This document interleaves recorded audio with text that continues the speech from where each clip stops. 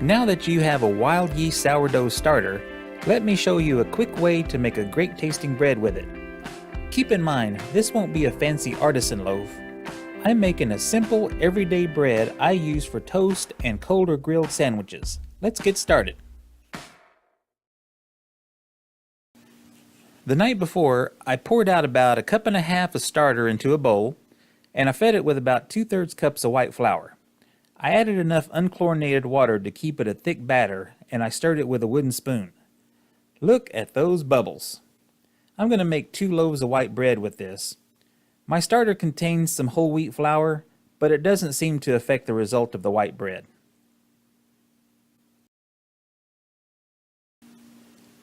I place about 7 cups of white flour on top of the activated starter. To this, I add about a tablespoon of salt, and a little pinch for good measure. I stir the salt into the dry flour before I begin stirring the whole contents of the bowl together.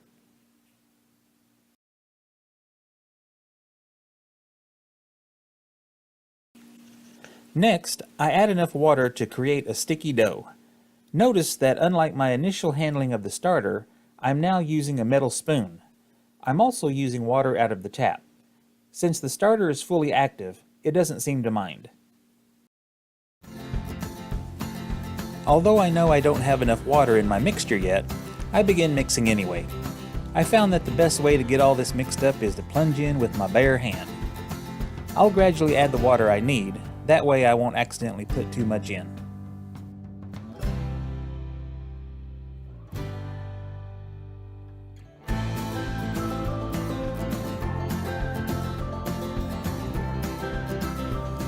Mixing the dough this way can get really messy.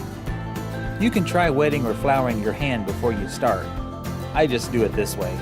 I'm a glutton for punishment, I guess.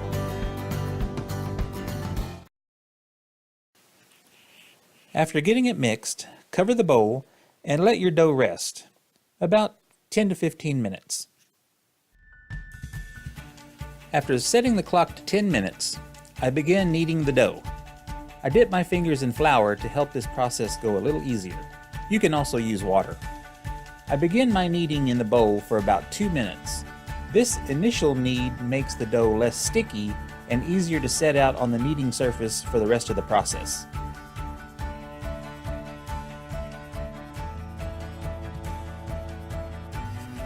Put a little flour on the kneading surface and keep doing it every so often until your time is up.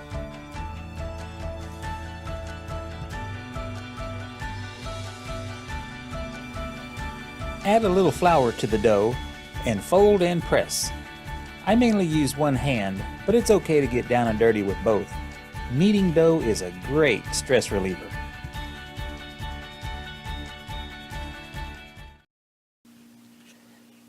If your dough sticks to the kneading surface, use a baker's scraper to peel the stubborn dough from the surface. I don't have one of those, so I just use a spatula. It works just as good.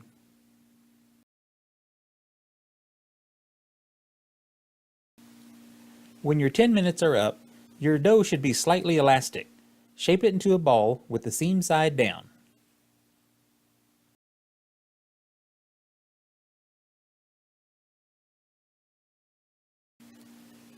In a clean, dry bowl, add a little olive oil to coat the inside.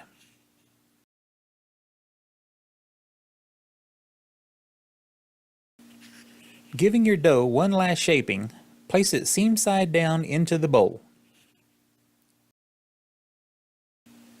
Coat the top of the dough with more olive oil. This will keep the dough from drying out.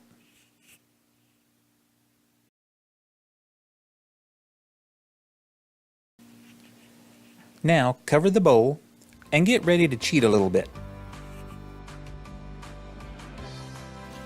To ensure a quick rise, set your oven to 350 degrees for 2 minutes or so. Turn it off and place the bowl inside. The heat will last for about 1.5 hours. Repeat this process one more time to get the dough to double in size. If your house is warm enough, you might not need to do this at all. Only experience can determine that. Beautiful, isn't it? If you want a tangier sourdough taste, you can leave your dough on the counter for a couple of hours before using the 350 2-minute method.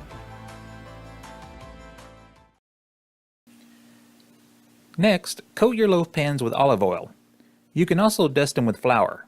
This will give the finished loaves a better chance of not sticking when you're trying to get them out.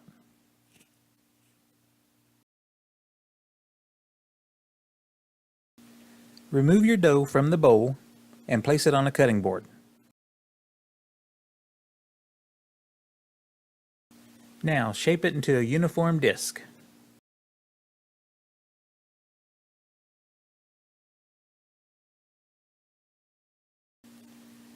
Cut the disc in half as accurately as you can.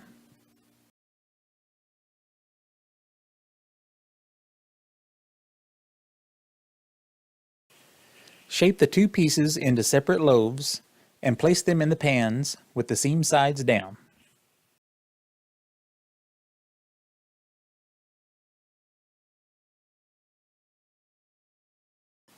Do the 350 2-minute method again and place the loaves in the oven for an hour to double in size once more.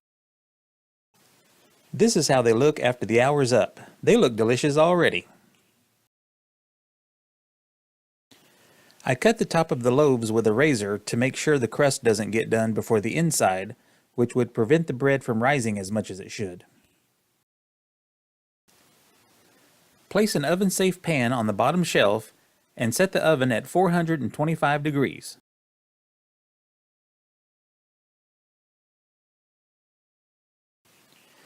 After 20 minutes, pour 2 cups of water into the pan.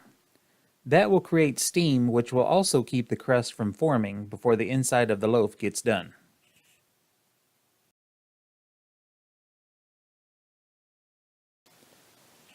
Bake your loaves for 40 to 45 minutes. This time could vary oven to oven, so you might have to experiment with your own.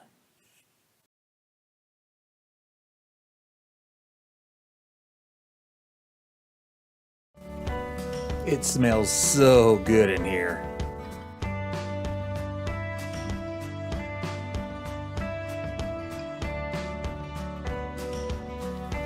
And there they are. They're nothing fancy, just a couple of rustic, old-fashioned loaves.